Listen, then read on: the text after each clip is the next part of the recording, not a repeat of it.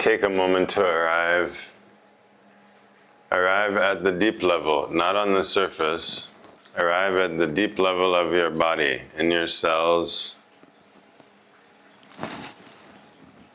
in your blood, in your nervous system.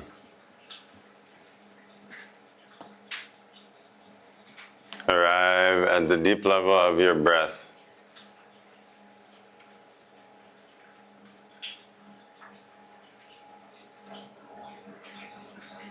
Arrive at the deep level of your mind. From this place we chant Om together one time. Inhale deeply.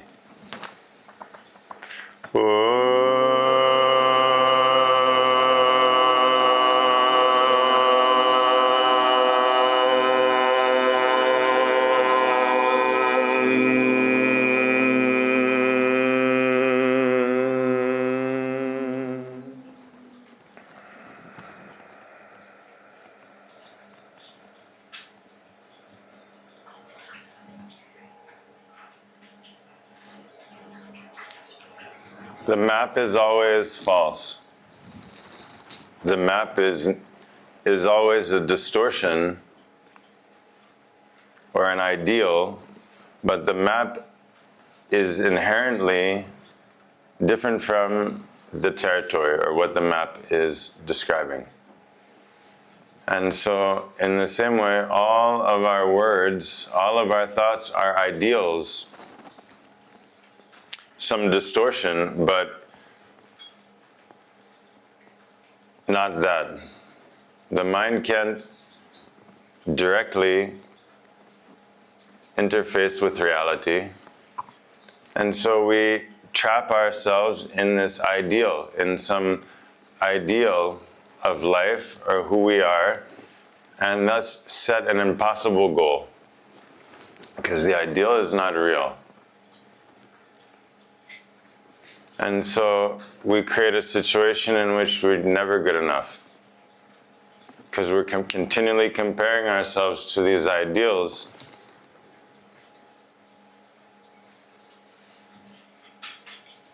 And so we have to drop 100% and drop the idea of who am I. Because every idea of who am I is false, is a limitation. I pick and choose little tiny fragments of my life and weave together some story. Is this myself? No. My idea of myself is not myself. And so myself is infinite. It's a mystery. It can't be described. My infinite layers, and each moment, everything that has happened is myself. But I can't even know that. It's impossible to know what that is. And so this is freedom, to be yourself without needing to know what that is, without having to explain it or describe it.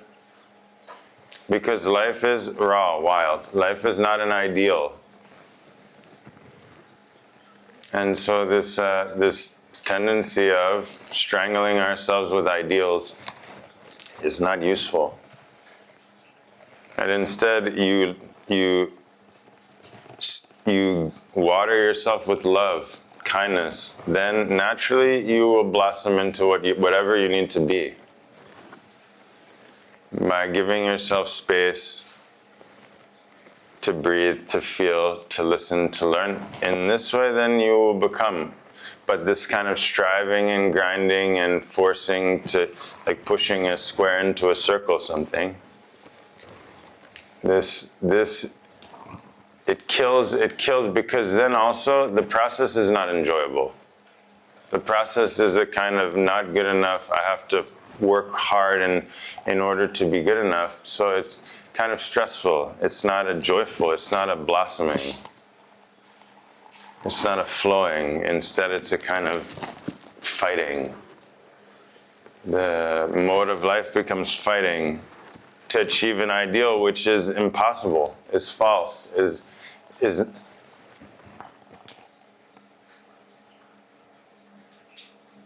and so in this state of not knowing, Not knowing means not controlling. Our whole life is a control trip. All of our personality is a control trip that evolved based on what worked in our life in different situations, then we evolved personality. But this level is the intelligence is within you. The intelligence is active at every level in your biology, in your chemistry, in your psychology. It's that intelligence which is reacting. It's the intelligence which is growing. It's the intelligence which is breathing. It's the intelligence which is doing everything. And so the yoga is, in a sense, to respect that essential intelligence or aliveness, whatever we call that. We don't need to call it anything. And by giving value to that, then we get so much in return. It's like a garden. When you take care of the garden gives you even more than you can imagine. And so this is a different process of growth and evolution. Instead of forcing something's wrong and you have to fix something and change something, and then once we do that, then I'll be happy, then it'll be okay, then we'll be loved. But again, this is a once upon a time. Once we can say anything about once upon a time, about the past, we can make up anything, and we do. This is also important. Your idea of the past is not the past. The past is everything that's happened everywhere in every moment at every level, from the micro to the macrocosm. The few bits and pieces of information that you know or heard and have constructed some story that's ever changing about where you're on the center of the stage, this is not the past. Again, this is just some like a dream, like a fantasy based on a few situations or something. And so the past can't be known. Whatever we say about the past is false. Same goes for the future. The future also is just a calculation based on the past. But actually, your idea of the future is not the future. And nobody's idea of the past is matching, even the people living together. Even the people that, whatever, everyone has their own fantasy at every level, in every way, about the past and the future. So, to be present,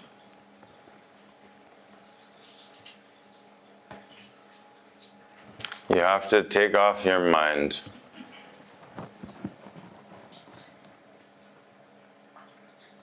Put down your mind.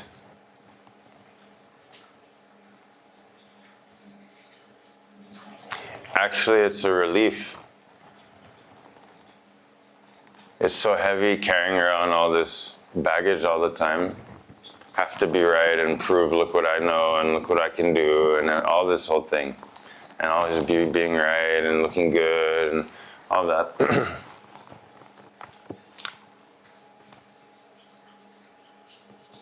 This state of no mind is the flow state, like a sports player, like a musician.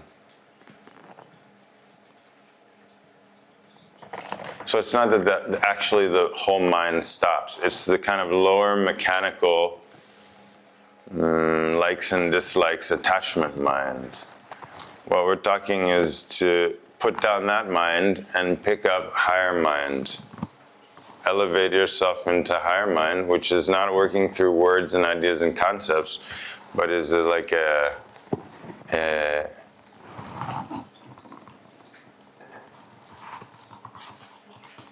deeper knowing, like a transmission, like a download, like a tapping into the ocean.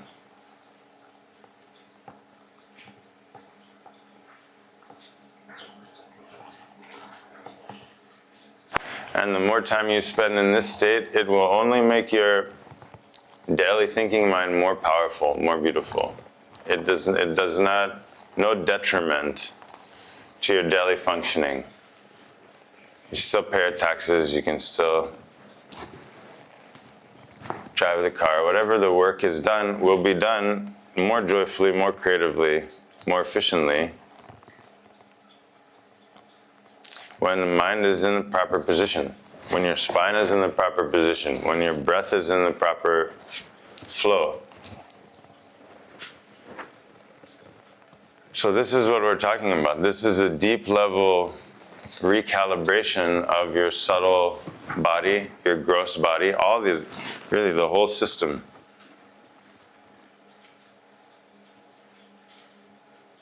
And so for this, you don't have to do lots of different stuff, changing all the time, doing different stuff.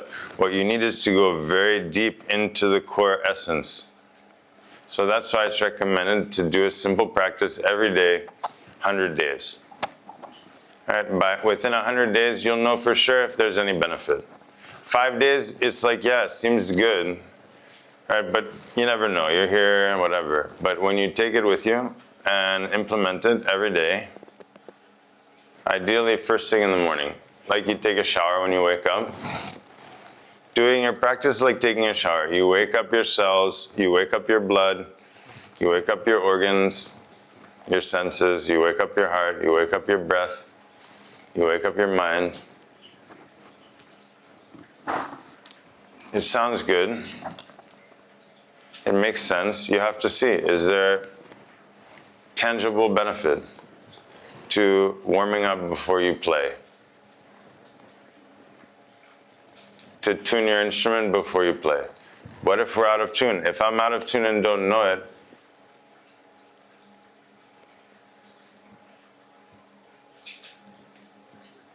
and for sure we're all out of tune. The current model of life is to squeeze everything out of you and discard you, throw you in the trash.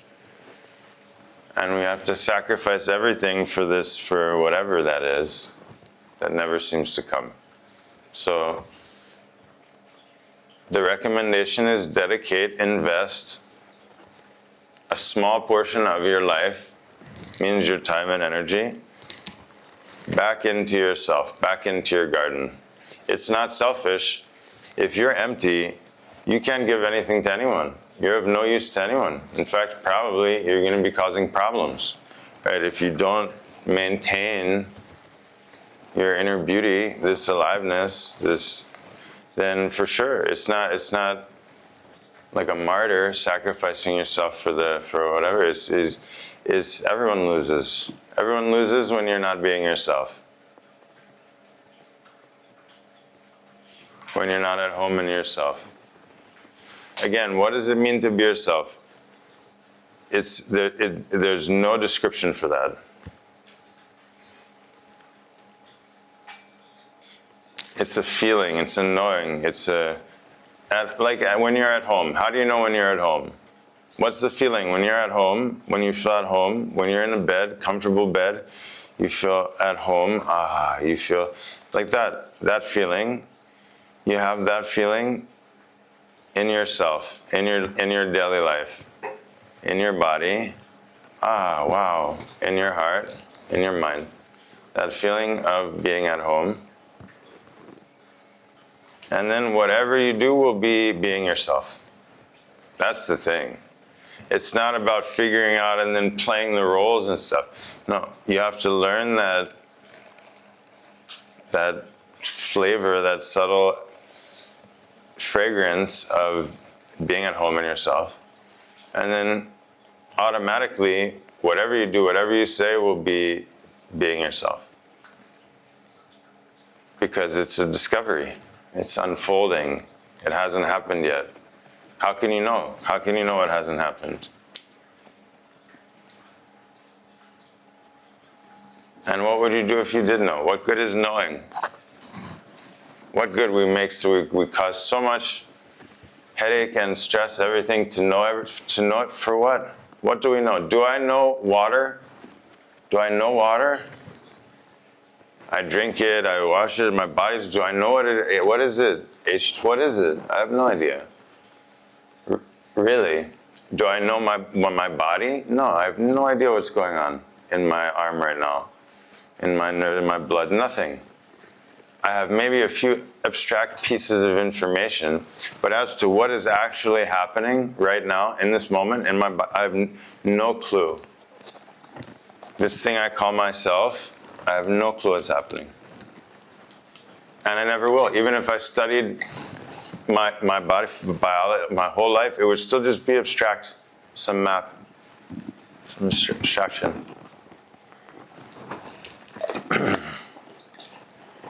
So once we can get over the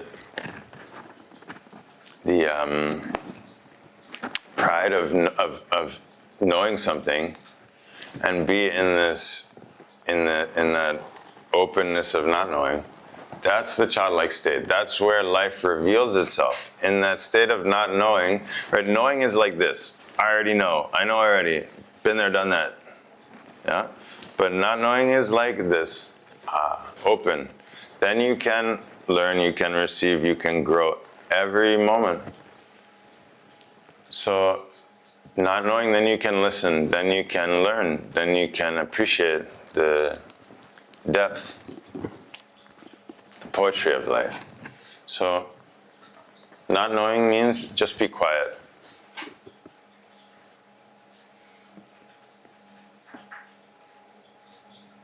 So the practice, what we're doing in the morning practice is training how to be quiet. First you have to activate and then release. It's a pumping all the elements, the earth, air, fire, water, through your blood and your nervous system and your lymphatic system and all of these things. And then when it becomes smooth and alive, then very naturally you become quiet.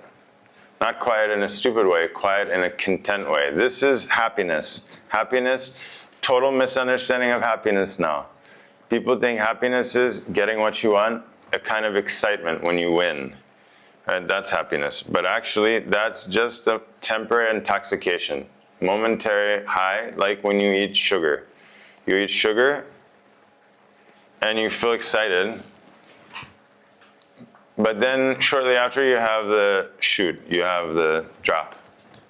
Right? So the same. This is just a temporary intoxication of the ego, attachment, pride. This real happiness is this state where nothing is missing, where you don't want anything, you don't need anything. It's like after you eat a good meal, you feel full. Happiness is a kind of stable, deep peace and presence of being whole and being at home and recognizing that. So it's completely different. It's not even in the same family. So everyone is chasing this temporary intoxication, excitement, and then more, never enough. Never enough. Has anyone had enough? No, I haven't. I don't know of any cases. The rich people, the famous people, the powerful people, the beautiful people who have achieved these high ideals. That's the thing. Because the ideal, right, if the goal of life is an ideal, right, then life becomes like it's impossible. Right? We're setting ourselves in an impossible situation. So the goal of life is some ideal in the future, which again is an impossible, it's something that doesn't even exist. But I'm trying to reach that and I'm judging myself based on that. So the opposite is, the goal of life is here and now, in this moment to moment. Each interaction is the goal of life. Each breath is the goal of life, each day. Don't wait for the holiday. Every day is the goal of life. And so this is totally different approach.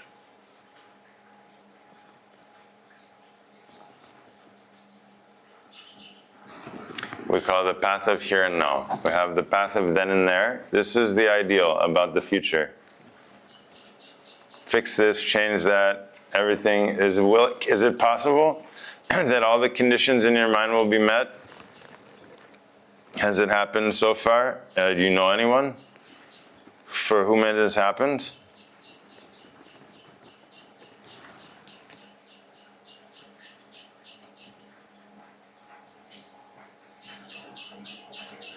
And so the path of here and now says nothing to fix, nothing to achieve. For a moment, just be quiet. And you are that wholeness. You always were from the beginning, even before you were born, in the egg, in the seed, and the moment of death. At every moment, you are that wholeness.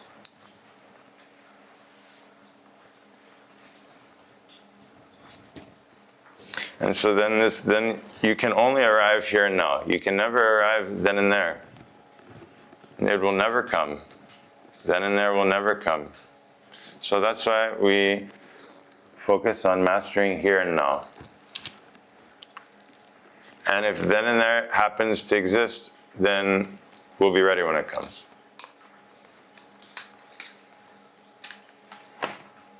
Question. What do you do first when you notice that you are not in the present moment? How do you bring yourself back on those difficult days?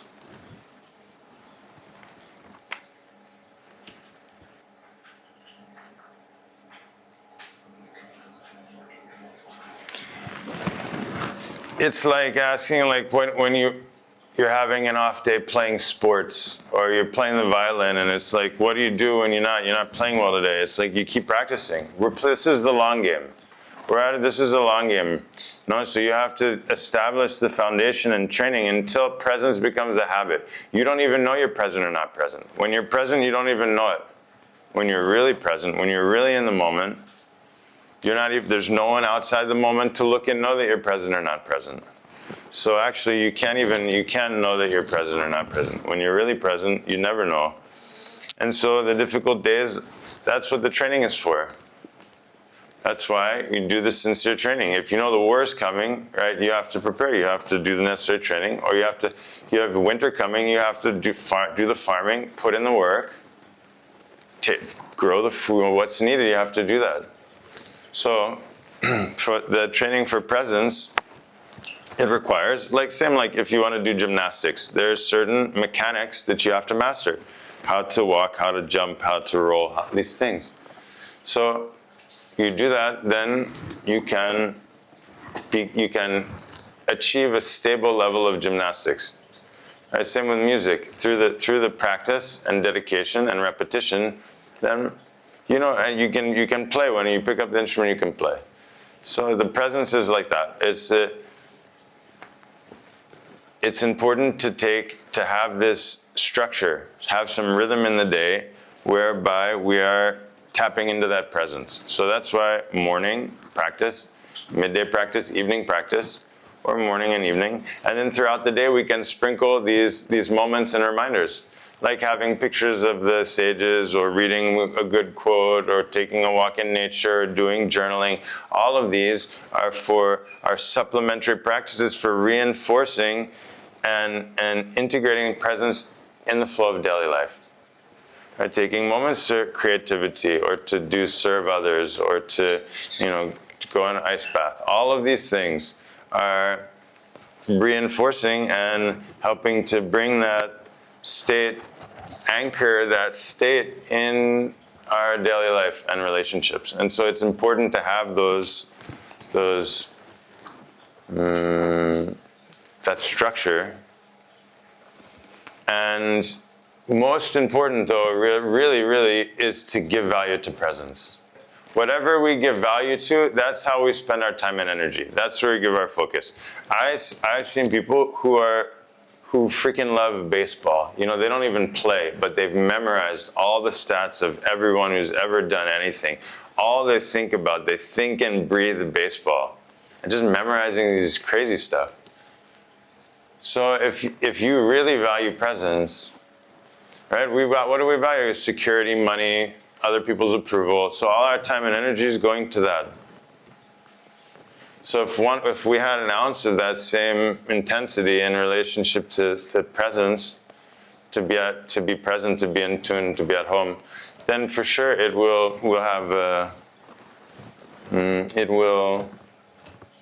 come into our life. Because presence is the natural state. Again, we're not trying to be something else. We're not trying to be more calm, not trying to be more powerful, not trying anything. Simply to be present. To be present is to be nothing.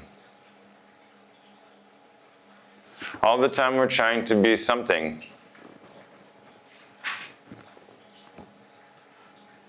So is it possible to succeed at that? To be something for someone? Even to be something for yourself?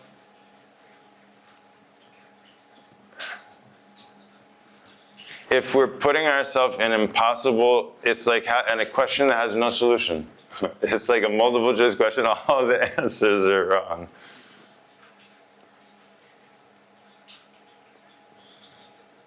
You have to see it, only then you can drop it. You have to drop the whole thing though. Otherwise, if you're still hanging on, like maybe I'll figure it out, maybe I can think my way to peace and happiness, maybe I'll achieve that ideal, and then I'll be happy. You see, if you're holding on, then not possible.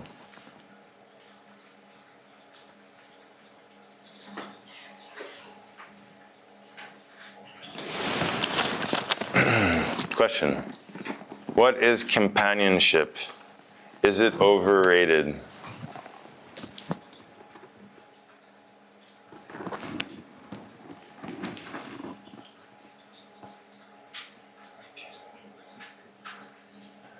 So now in the modern approach, where it's all individuals, everyone on their own, disconnected from the family, from the land, from the ancestors, from everything. Kind of a free-for-all now. We're going to a free-for-all. We're in a free-fall. Everyone's free-falling, drowning. So now companionship is drowning and grab onto something, hope for the best. But before, it's impossible to conceive of life, existence outside of those structures. No, as human being, right? And some of the animals are living completely on their own. But that's not the nature of human being. And so our modern, now we're but without that,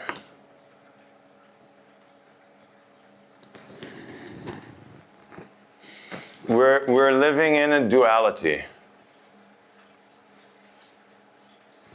And we're looking for completion outside of ourselves, in the objects or people outside of ourselves. We feel incomplete. And so this is a kind of duality. And so companionship is like a mirror, or a kind of part of this alchemy to balance this polarity, this duality. Because there's certain lessons we can only learn in under those circumstances. Life is not for being easy, having a good time. Life, we come here on this planet to learn our lessons. And so whatever the situation is going to bring us our lessons is beneficial. We want everything smooth sailing, hunky-dory, like this. But it's never like that for anyone. And so companionship is part of the karma. We have karma here, we have things to do, relationships, things to make up for, things to fix. Ideally not making more problems, but generally that's what we're doing. And so nowadays it's become like a luxury or an optional thing. Before, it was a foundational aspect of life, impossible to conceive, impossible to exist separate from these structures, except under rare cases. So I think community is the best way. Because community is companionship. Now the problem is also, because we are all separated, then we don't really know how to be. We have to play all the roles all the time, and then with partner or something, and then we will try to get everything from them all the time, make them everything that we need. Whereas in a community, you have different tendencies, different types, different energies, different skills, different gifts that naturally complement and come into conflict, and it's through conflict that growth happens. Right? Some people think that community is a utopia. This I learned at Pendle Hill, which was part of this intentional community movement going back to the 30s. Right? And there it says, community is not utopia where everybody's happy and gets what they want and can do whatever they want. It's the opposite. It's a space to live and grow through conflict by being able to hold that And so we have to be prepared for a turbulent ride. And that's why I recommend to stay in shape. Just take a little time each day. Not just stay in shape, but to clean your body, heart, and mind every day.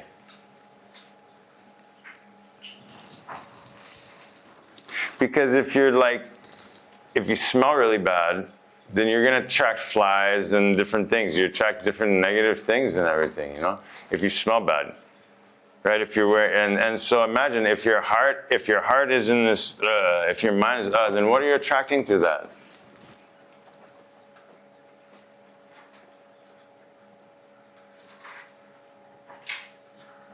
So it's a reasonable thing. Every day you wear your clothes, every day you wash your clothes.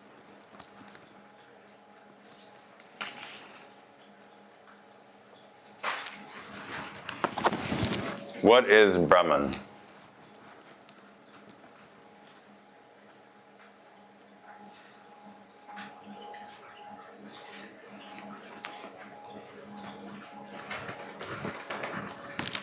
A moment ago we talked about duality, so we can say that this is non-duality. This is the state of where the knower, the knowing, and the known merge into one. Right? We have duality or separation. Me, you, right? I see you. There's the seer, the seeing, and that which is seen. And all these three are considered to be separate. The seer and the seen is separate, seeing is separate from these two. Right? But in the state of non-duality, the seer, the seeing, and the seen is one. One being. It's one being, it's one movement. It's the seer is inherent in the seeing. The seen is inherent in the seeing. And so,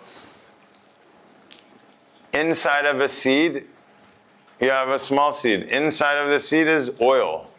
If you press the seed, you get oil. No? You use sesame oil, mustard oil. But can you see the oil in the seed? Can you see it with your eyes? No. Is the oil there? Yes. And so there's a function of mind to be able to see that which is invisible. It can be seen. It can be known. Can't see the mind with your eyes, but can it be known? It's invisible. Can it be known?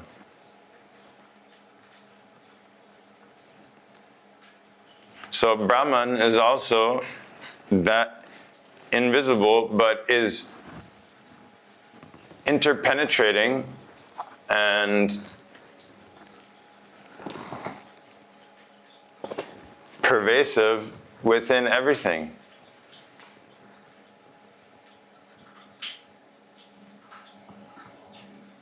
And so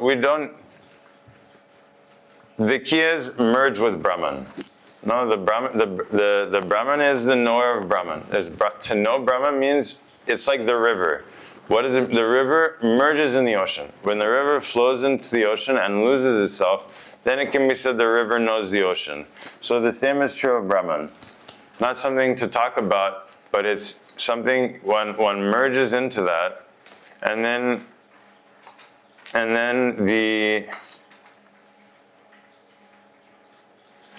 it's like you enter a different timeline. We can say like this.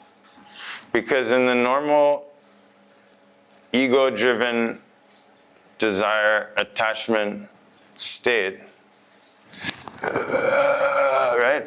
Nothing can really grow. It's like a Chernobyl or something. So everything's toxic. So the certain seeds remain dormant within you. The intelligence of the universe stays quiet when the ego mind is shouting and making all this mess. So then, but the opposite is true, also true. Then when the ego mind is quiet and you're in this state of deep presence, then it activates a different timeline. Then different seeds, this is the way to change the karma, to change the life and destiny. No? Because it's the program is already within you. You see, but it requires a certain frequency, a certain pressure in order to awaken these deeper capacities. And so that's what happens. That's what happens in the meditation. No, in that state of presence, then it's not only, it's activating the seeds within you. And so it's not you. Life is doing the yoga. You're not doing the yoga. The seeds will sprout into what? Creativity and kind. But it's not through trying to be creative, not trying to be kind, not trying to be powerful. Life is naturally, spontaneously presenting itself in that way. Your only responsibility is to be in communion with life, to be connected with life. This is the yoga. What is the most precious thing for you?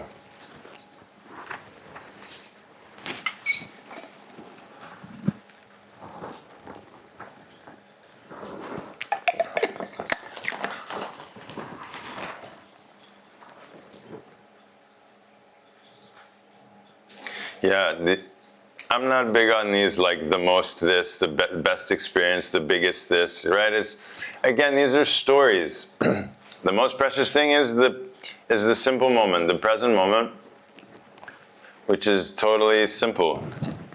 No, otherwise it's not a big thing. The most precious thing is the little thing. I could say many things, the breath, all these things, but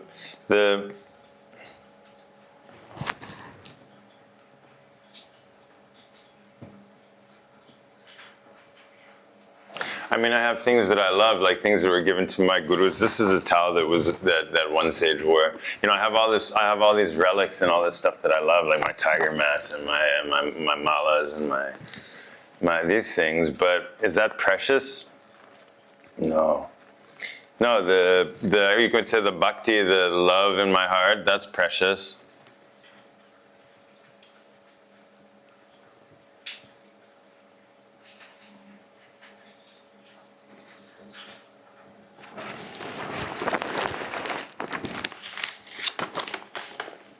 Did your practice or anything related change when you became a father?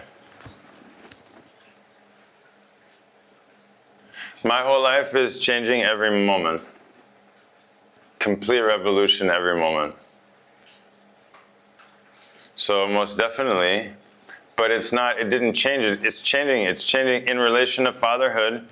I'm learning and it's evolving every moment. It didn't happen once upon a time. It's continually happening. I'm continually learning and growing through that experience, as with all the other roles and experiences and explorations in my life. I've always felt a deep sense of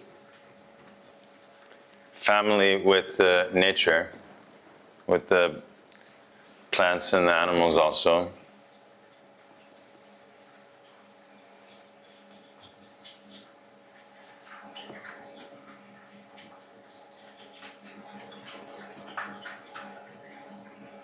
It was only really here in Cambodia that I could learn about what is family, because they still have they're still living, essentially sustenance living, right, in these big family structures in a traditional way, living on the land. And so it's been a tremendous education in family. I also spent many years living in communities and ashrams where you have different kind of family. You know, also my guru, guru is like mother and father. And so I've had so many really deep, guru-shishya relationship with these rishis and siddhas and sages. And then within the Sangha, it's like brothers, brotherhood of brothers and sisters. So when I was young, my parents got divorced when I was 13, and it was an ugly divorce. 7 years in the courts. My dad was a lawyer, and my mom paid it was just like a crazy fight. And so I put all my energy into music and language and learning and everything, and then just did my own thing. But somehow that freed me from like family, social expectations or anything like that. And so I don't feel nothing. And I have a great relationship with both of them. And I don't feel anything is missing. But the point I guess is that I'm experiencing fatherhood not just in relation to my son, but I'm experiencing all different types of family roles in relationship to many different people and at all times.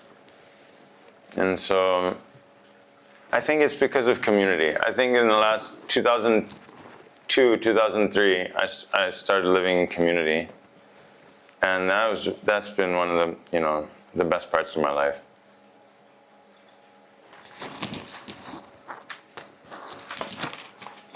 What is love? Is love overrated?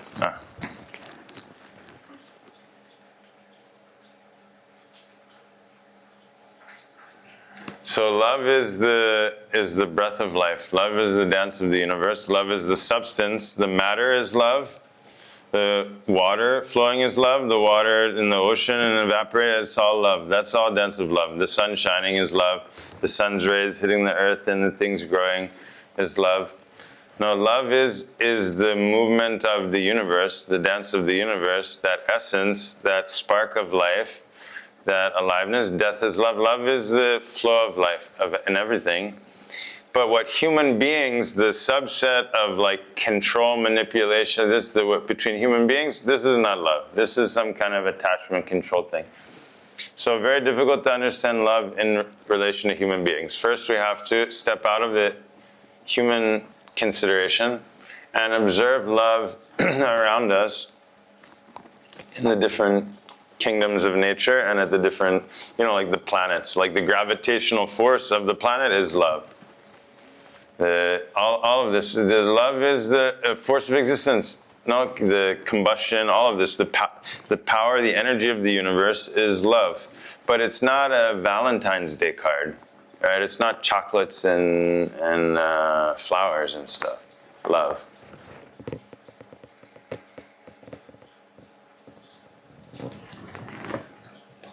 Love can be fierce. Love is the tsunami is love.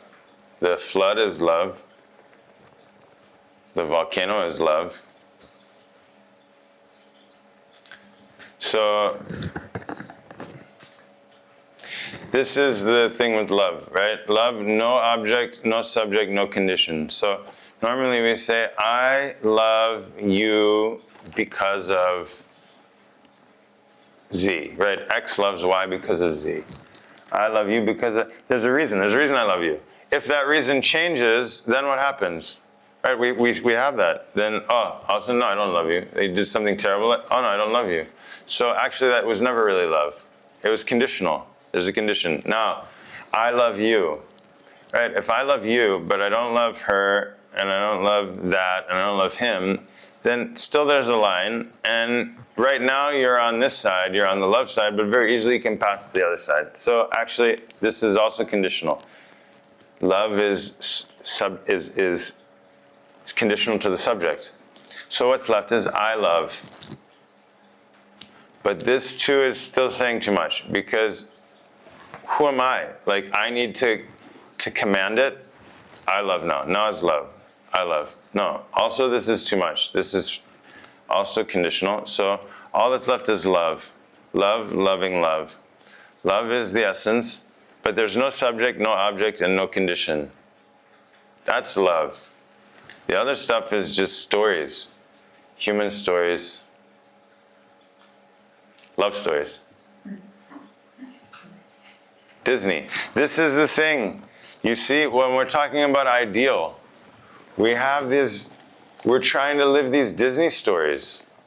Happy ever after, all these things. It's got deep in us that it's supposed to be like this, and so we're interpreting our life in terms of other people's stories and all these Disney stories.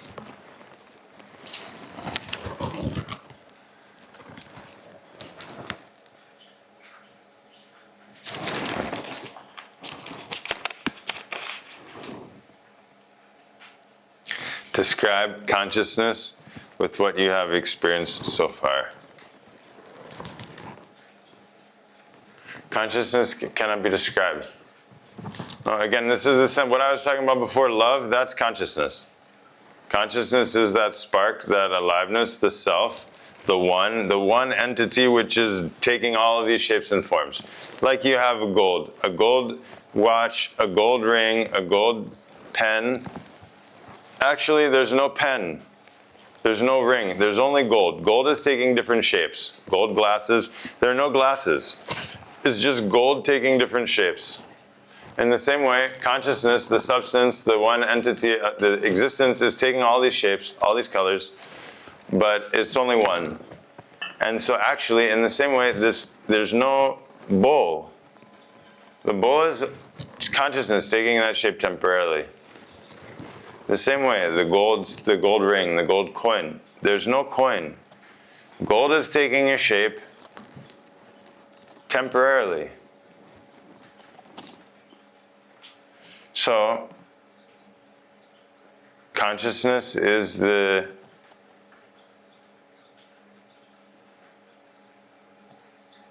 Consciousness is.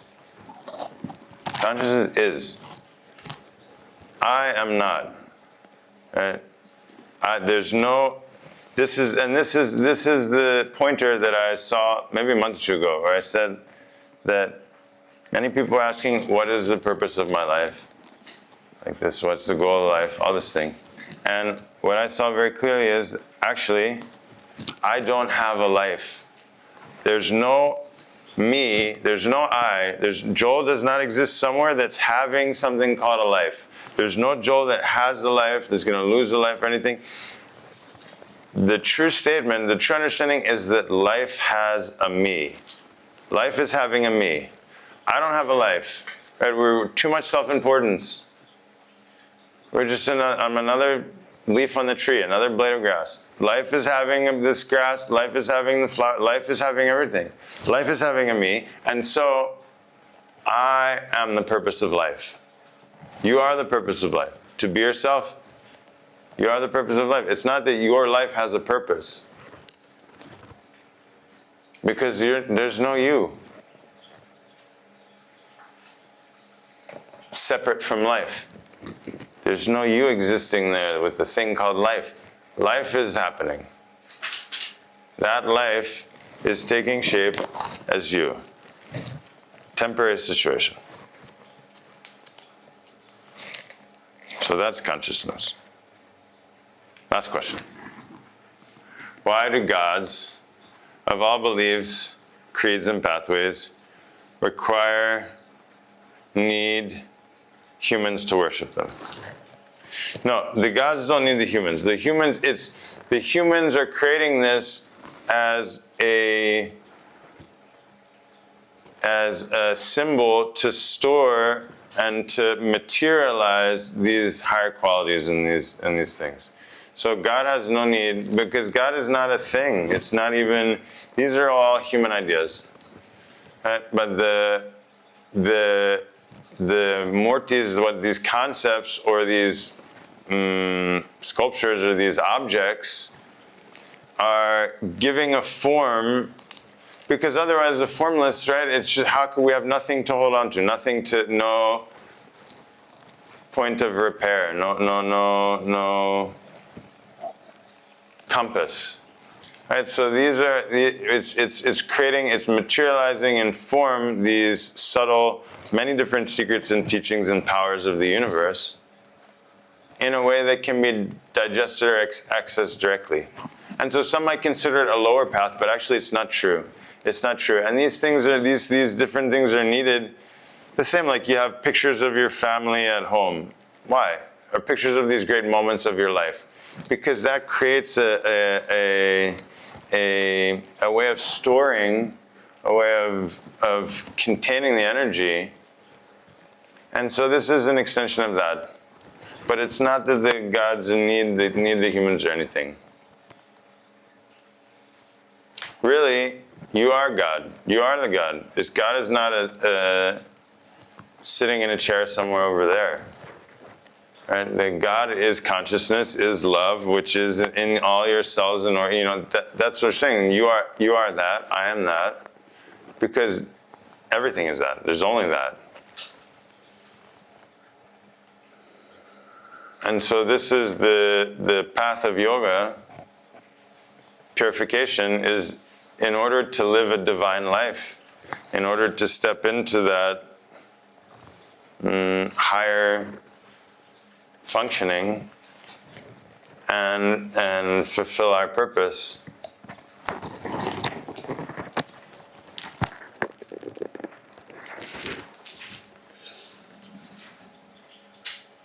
But what is that purpose? You're living it every day. That's the thing. It's happening now.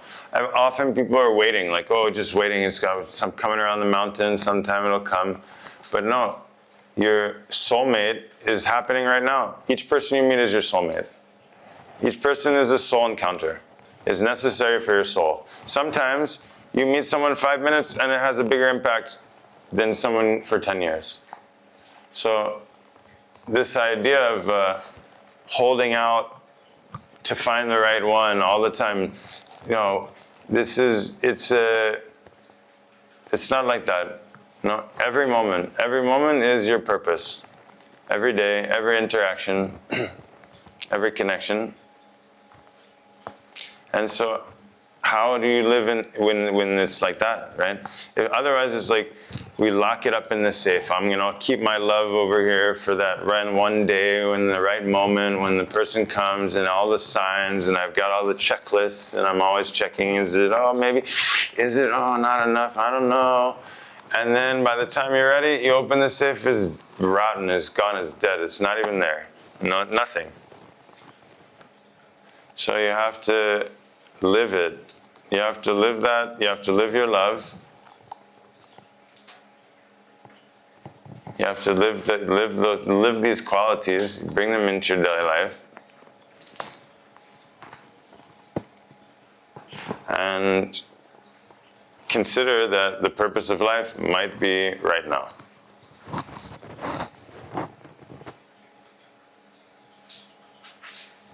So enough talking. Let's be quiet together for a moment.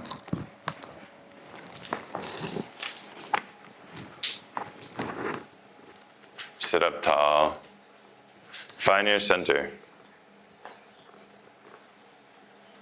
Like the center of the wheel. The wheel is spinning, sure. But the center is stillness.